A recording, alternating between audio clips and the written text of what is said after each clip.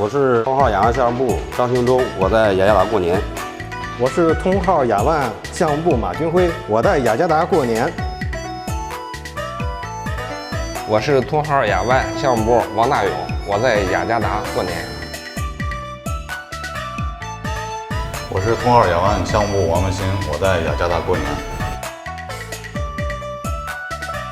我是通号雅万项目部张德贵，我在雅加达过年。我是通号雅万项目部王坤，我在雅加达过年。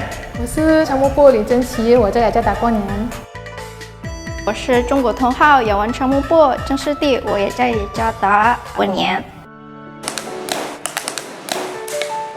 有一份责任源于他们的付出，有一份担当让春节格外温暖，有一种年味叫做坚守。我们不负韶华，终将为雅万高铁书写崭新篇章。